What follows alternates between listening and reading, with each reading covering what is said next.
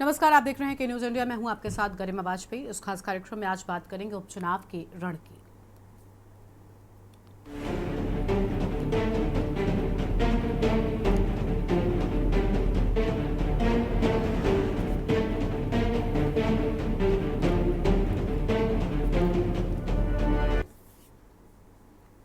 देश के सबसे बड़े सूबे उत्तर प्रदेश विधानसभा की वैसे तो 10 सीटें खाली हैं, लेकिन फिलहाल 9 सीटों पर उपचुनाव कराने के लिए भारत निर्वाचन आयोग ने चुनाव कार्यक्रम घोषित किया है। विधानसभा उपचुनाव की रणभेरी बजने के साथ ही सपा ने जहां समय गंवाए बिना ही 6 सीटों पर प्रत्याशियों की घोषणा भी कर दी है, तो वहीं बसपा ने भी 5 सीटों के लिए प्रत्याशी घोषित कर दिए हैं। सत्तारूढ़ भाजपा आज दिल्ली में होने वाली बैठक के बाद जल्दी ही प्रत्याशियों की घोषणा कर सकती है।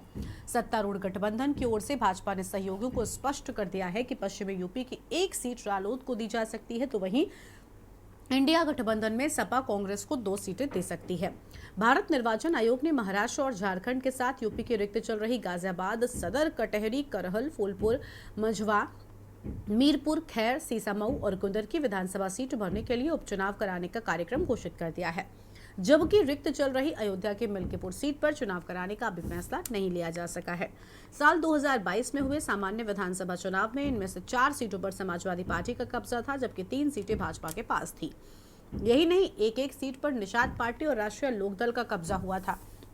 और खास बात तो यह है कि उपचुनाव वाली 8 सीटें विधायक के सांसद निर्वाचित होने से रिक्त हुई हैं, जबकि कानपुर के सीसामऊ सीट से निर्वाचित हुए सपा के इरफान सोलंकी के जेल में होने से चुनाव कराया जा रहा है। यूपी आज हम विस्तार से करेंगे बातचीत और जानेंगे कि आखिर किस सीट पर किसका दबदबा ज्यादा नजर आता है। खास मेहमान हमारे साथ में जुड़ेंगे।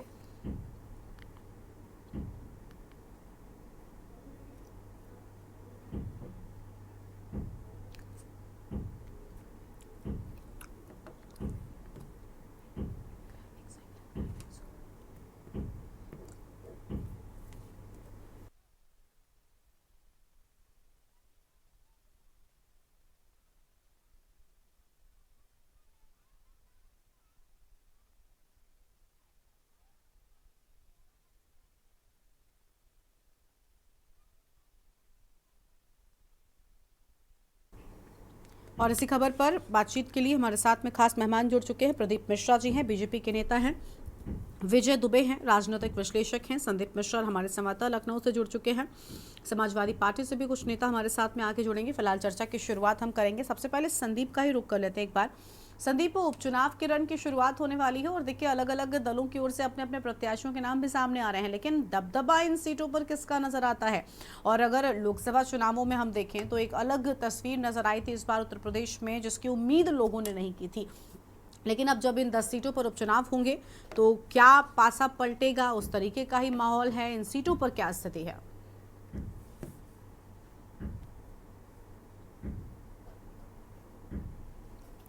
इस तरीके से उत्तर प्रदेश के अभी हाल ही में लोकसभा चुनाव संपन्न हुए हैं। उस लोकसभा चुनाव में भारतीय जनता पार्टी जो एक रणनीति के साथ में उतरी हुई थी और साफ तौर पे 80 सीटें जीतने का जो दावा किया था, जो वादा किया था, वो पूरी तरीके से पे असफल रहे। भारतीय जनता पार्टी वो अपने खेमे को मजबूत नहीं कर पाई जहां पर भारतीय जनता पार्टी का लोकसभा में दबदबा हुआ करता था। लेकिन महत्वपूर्ण होगी ये उपचुनाव की सीटें जो खाली हुई हैं। इन 9 सीटों पर चुनाव, 10 सीटें खाली हुई हैं, जिनमें से 9 सीटों चुनाव हो रहा है और जो 10वीं सीट मिल्कीपुर विधानसभा है वो कोर्ट में फैसला होने के कारण उसे अभी टाला गया है। लेकिन महत्वपूर्ण बातें ये हैं कि जिस तरीके से इस बार चुनाव को लेकर के मंथन पहले से शुरू हो चुका है भारतीय जनता पार्टी का। खासतौर पर अगर हम बात करते हैं तो भारतीय जनता पार्टी ने अब तक जो है 27 लोगों का पैनल का नाम जो है वो दिल्ली भेज चुके हैं। जल्द ही उस पर मोहर लगने की संभावना जताई जा रही, यानी कि आज या कल में ही इस लिस्ट को जारी कर दिया जाएगा, क्योंकि 25 तारीख तक नामांकन करने का जो डेट है उस डेट से पहले जो है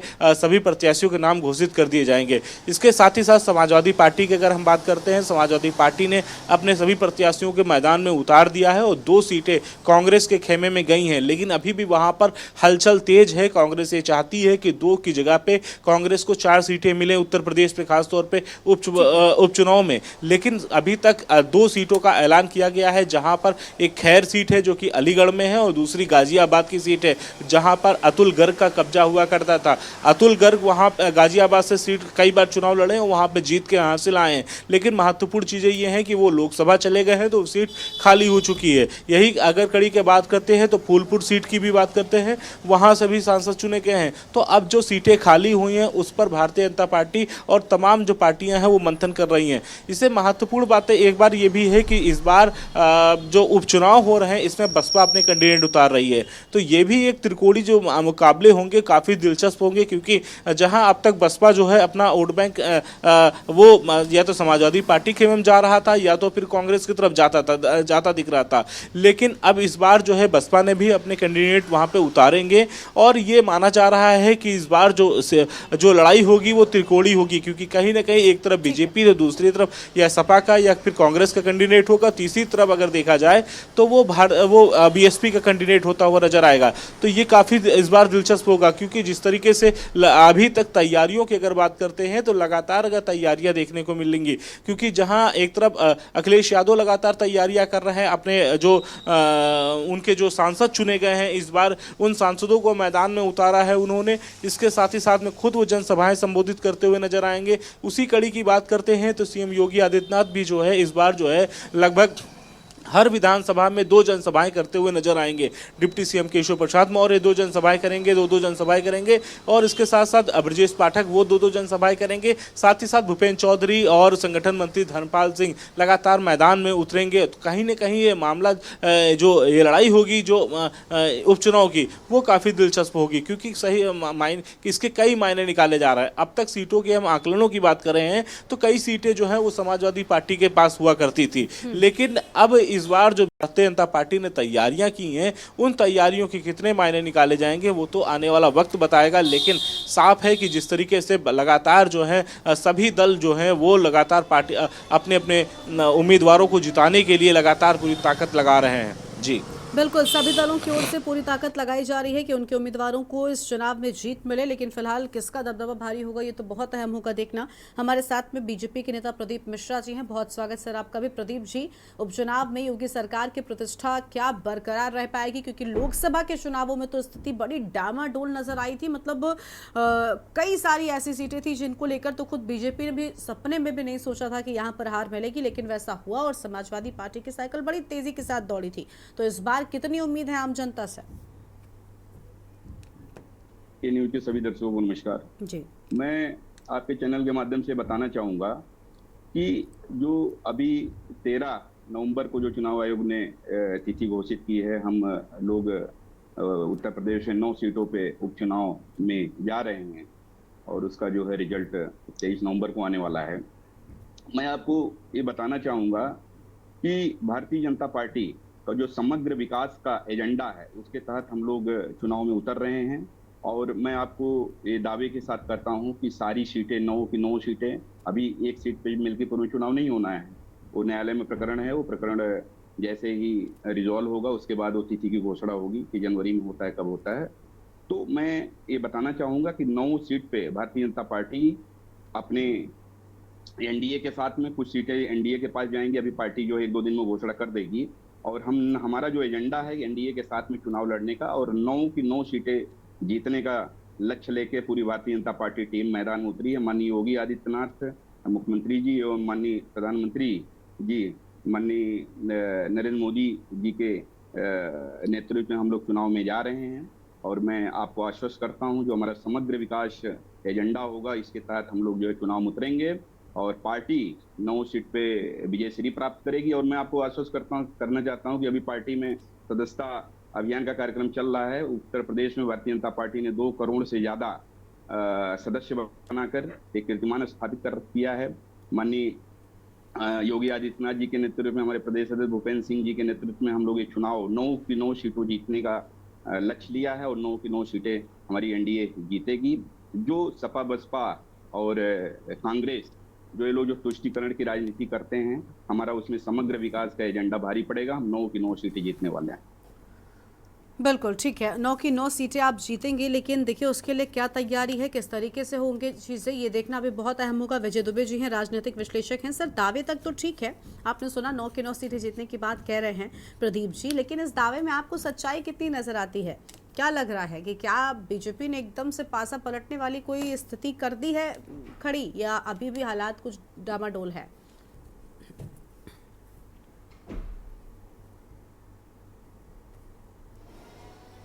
अनम्यूट कर लीजिए सर, अनम्यूट कीजिए, आपकी आवाज नहीं मिल रही है।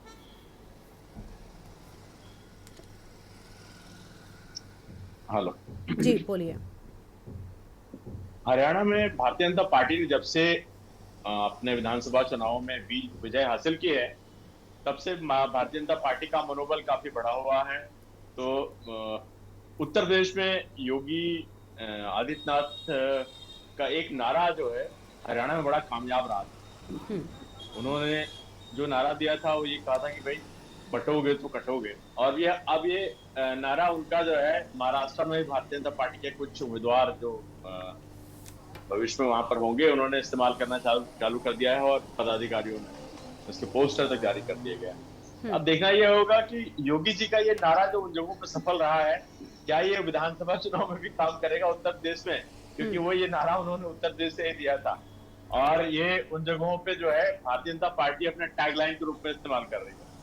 लेकिन उत्तर प्रदेश की परिस्थितियां जो है वो हरियाणा और इवन कहूं महाराष्ट्र से भी अलग है। तो निश्चित तौर पे योगी आदित्यनाथ और भारतीय जनता पार्टी को काफी मशक्कत का सामना करना होगा उत्तर प्रदेश में, क्योंकि बहुत सारी सीटें जो हैं वो उनमें जो समीकरण है वो काफी हद तक भारतीय जनता पार्टी के पक्ष में फिट नहीं बैठते हैं।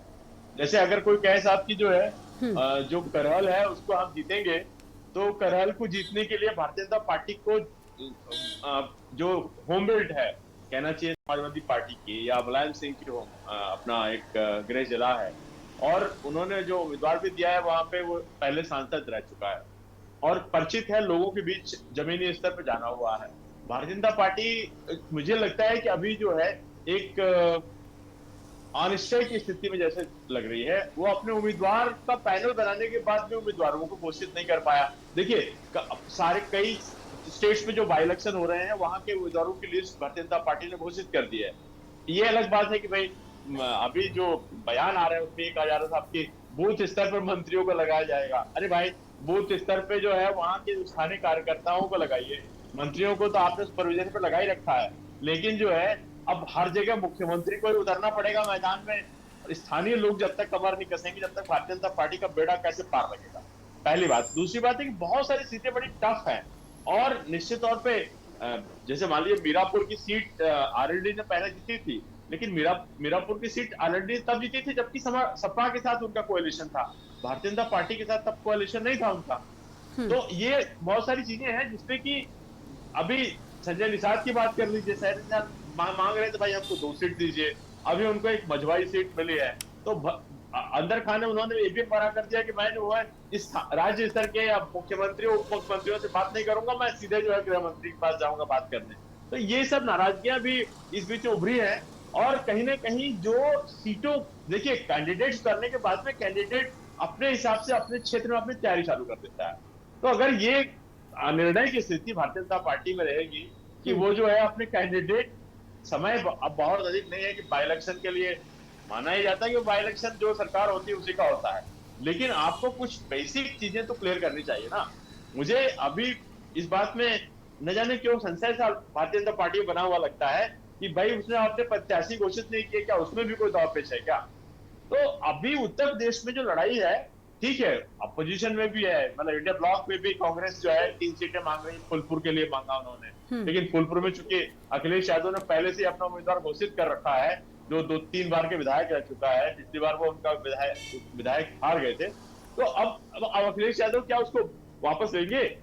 और अखिलेश यादव ने एक नया पेज जो महाराष्ट्र में डाल दिया है कि भाई हमें 12 सीटें दो, और वो भी कांग्रेस को फॉरवर्ड कर दिया है अपने लिस्ट। तो अब देखना यह होगा कि अखिलेश यादव को कांग्रेस संभालती कैसे है। दूसरी बात यह है कि जो पेज उधर फंसे हुए हैं वो शॉर्ट आउट अगर होते हैं तो वो कांग्रेस और सपा के बीच की बात होगी, लेकिन भारतीय जनता पार्टी को अपना पक्ष तो साफ रखना होगा कि अपने कैंडिडेट घोषित करें जो मैदान में उतरे और लोगों को बताएं कि साहब हम जो है अब ये मोर्चा संभालने के लिए आपके सामने आ गए और हमें समर्थन दीजिए, हमारे पक्ष में मतदान करिए। मतलब एक जो स्थानीय स्तर पर तैयारियां होती है उसके लिए भारतीय जनता पार्टी को उम्मीदवारों को घोषित करना चाहिए, और डिले करना उनके लिए नुकसानदेह होगा। ठीक है सर, लौटेंगे आपके पास में, अपनी चर्चा को आगे बढ़ाएंगे और जानेंगे कि आखिर इस बार सरकार की ओर से कितनी तैयारी है और बाकी के दलों ने इन उपचुनावों को लेकर क्या कुछ रणनीति तैयार की है। लेकिन उससे पहले एक छोटे से ब्रेक के लिए आप रुकते हैं, चल लौटेंगे।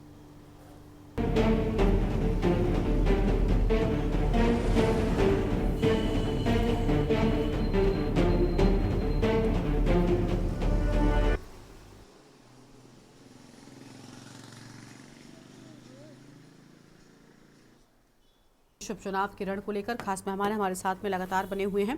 संदीप का एक बार फिर से रुख कर लेते हैं। संदीप, अभी बड़ी अहम बात कही विजय जी ने कि जिसकी सरकार होती है कहीं ना कहीं बाय इलेक्शन उनके पक्ष में जाता है, लेकिन क्या इस बार ये बात यूपी उपचुनाव में ठीक सटीक बैठ रही है या इस राह पर नतीजे आने वाले हैं?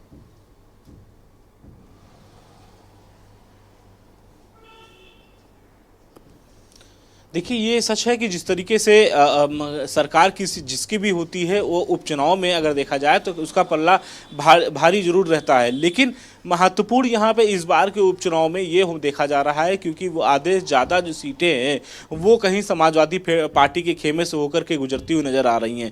तो ये भी एक महत्वपूर्ण सवाल उठता है क्योंकि जिस तरीके से अब तक जो समाजवादी, हम अगर कटेहरी विधानसभा की अगर बात करते हैं तो लालजी वर्मा का वहाँ पर दबदबा होता है। हम अगर मिल्कीपुर सीट की अगर चुनाव होता है, अगर वहाँ की बात करते हैं तो वहाँ पर उनका समाजवादी पार्टी का पल्ला भारी था, तो अवधेश प्रसाद का। तो ये माना जा रहा है, मैनपुरी की बात करें, करहल की बात कर ले तो वहाँ पर भी समाजवादी पार्टी का पल्ला भारी रहा है। तो ऐसी जो बहुत सी सीटें हैं जहाँ पर समाजवादी पार्टी का कब्जा रहा है इस उपचुनाव में खासतौर पर देखने को मिल रहा है। और दूसरी महत्वपूर्ण बात यह है कि बसपा भी इस बार अपने उम्मीदवारों को मैदान में उतार रही है, तो दलित वोट बैंक जो होगा तो वो बसपा के खेमे में ही पहुंचता हुआ नजर आएगा।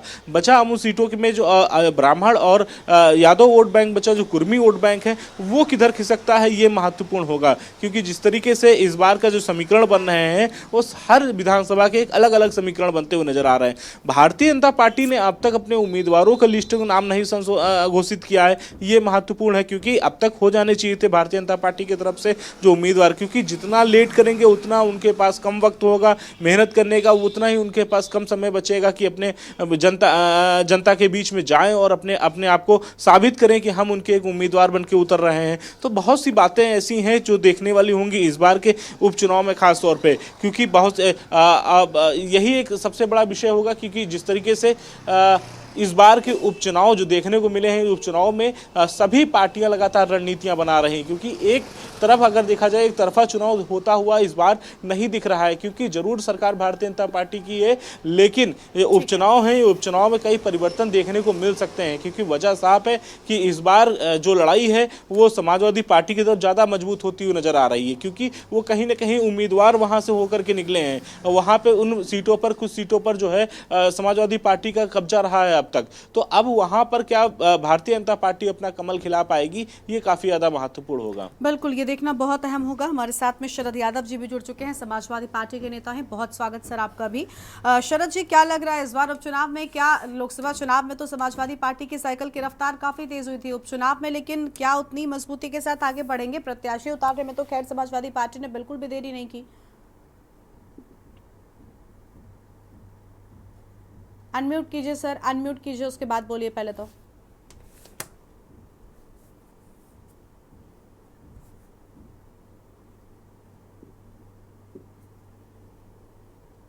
सर अनम्यूट कीजिए।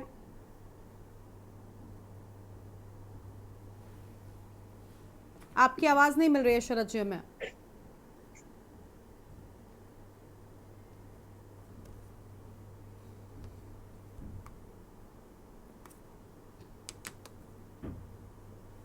शरद जी को प्लीज अनम्यूट किया जाए।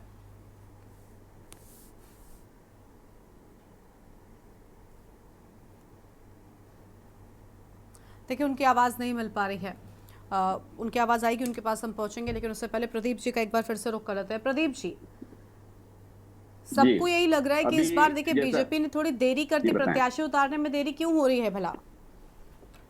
नहीं, अभी मैंने आपको बताया, वही फिर दोबारा मैं आपको बताना चाहूंगा कि पार्टी हमारी 1-2 दिन में ये सभी सीटों पे अपने कैंडिडेट को जो है फाइनल कर देगी।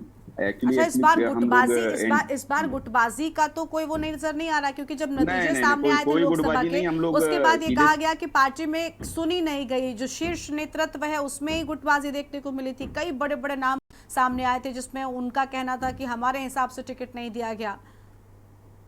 नहीं, भारतीय जनता पार्टी में कोई गुटबाजी नहीं। हम लोग एनडीए के साथ चुनाव में जा रहे हैं। अभी क्या है कि कुछ सीटों को लेके है कि कितनी सीटें पे हमारे जो सहयोगी दल हैं वो चुनाव लड़ेंगे। ये आज की बैठकों में फाइनल हो जाएगा। आज से कल तक ये सीट भी डिक्लेयर हो जाएगी। और मैं भी ये आश्वस्त करना चाहता हूँ, अभी विजय दुबे भाई साहब जैसे बोल रहे थे, हम जो 9 सीटों की चुनाव लड़ने जा रहे हैं, मैं बताना चाहूंगा ये छोटा से छोटा चुनाव हम लोगों के लिए हम लोग कितनी गंभीरता से लेते हैं। इसमें माननीय मुख्यमंत्री जी, माननीय उप मुख्यमंत्री जी, सभी मंत्री, विधायक, सांसद, सब लोग, और हमारा बूथ स्तर का कार्यकर्ता, बूथ अध्यक्ष, चाहे वो सशक्त केंद्र संयोजक हो, मंडल अध्यक्ष हो, सारे लोग बूथ स्तर तक कार्य करते हुए, हमारे मंत्रीगण, विधायकगण, सांसदगण, सारे लोग इस कार्य में लगेंगे। और मैं आपके चैनल के माध्यम से ही बोलना चाहूंगा कि सभी जनता जो हमारा समग्र विकास का एजेंडा है, इसको देखते हुए भारतीय जनता पार्टी को मतदान करेगी और हम सभी सीटों पे हमारा जो है एनडीए चुनाव जीतेगा। मैं आप लोगों को आश्वस्त करना चाहता हूँ।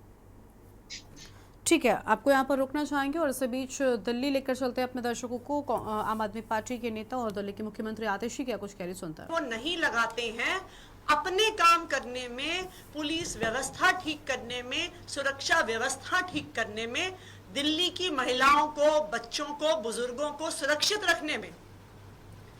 आज दिल्ली में वो हाल हो गया है जो एक समय बॉम्बे में होता था कि अंडरवर्ल्ड का राज है, गैंगस्टर्स का राज है। कल शाम को वेलकम इलाके में 60 राउंड गोलियां चली हैं। रोज रोज खबरें आती हैं कि गैंगस्टर्स एक्सटॉर्शन कर रहे हैं, पैसे उठा रहे हैं, धमकियां दे रहे हैं। आज एक स्कूल के बाहर एक छोटा बॉम्ब ब्लास्ट हो गया। ये क्या हो रहा है दिल्ली में? इसका सिर्फ एक कारण है कि भारतीय जनता पार्टी की केंद्र सरकार सिर्फ दिल्ली की चुनी हुई सरकार के काम रोकने में, अरविंद केजरीवाल जी के काम रोकने में, अरविंद केजरीवाल को परेशान करने में लगी हुई है और अपना एक भी काम नहीं कर रही है। मैं भारतीय जनता पार्टी की केंद्र सरकार से दिल्ली वालों की तरफ से अपील करना चाहूंगी कि आप दिल्ली वालों के साथ राजनीति करना छोड़ दीजिए। जो चुनी हुई सरकार के काम है वो आप हम पे छोड़ दीजिए, उसमें आप दखल मत दीजिए। हम वो काम, चाहे शिक्षा हो, स्वास्थ्य हो, बिजली हो, पानी हो, सड़कें हैं, हम सब कुछ करके दिखाएंगे।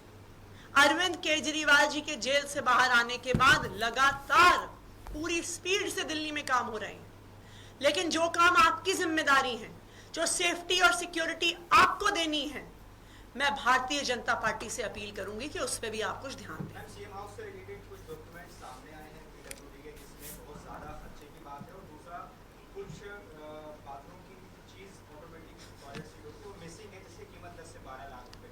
इस पर क्या कहना चाहिए? देखिए, मैंने कुछ दिन पहले भी ये बात कही थी जब आप में से कुछ पत्रकारों ने सवाल पूछे थे। अगर भारतीय जनता पार्टी की केंद्र सरकार को सीएम आवास दिल्ली की सीएम को नहीं अलॉट करना तो वो उन्हें मुबारक है। वो भारतीय जनता पार्टी के जिस नेता को चाहें वो घर दे दे। हम दिल्ली वालों की सेवा के लिए आए हैं। हमें घर से, गाड़ी से, बंगले से कोई मतलब नहीं है। हम दिल्ली वालों के लिए काम करेंगे। हमें सड़क पर रहकर काम करना पड़े, हम वहां पर करेंगे।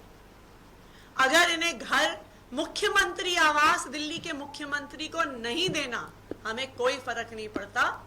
हम दिल्ली वालों के दिल में रहते हैं और हम वहीं पर बने रहेंगे, भारतीय जनता पार्टी कितनी गंदी राजनीति कर ले।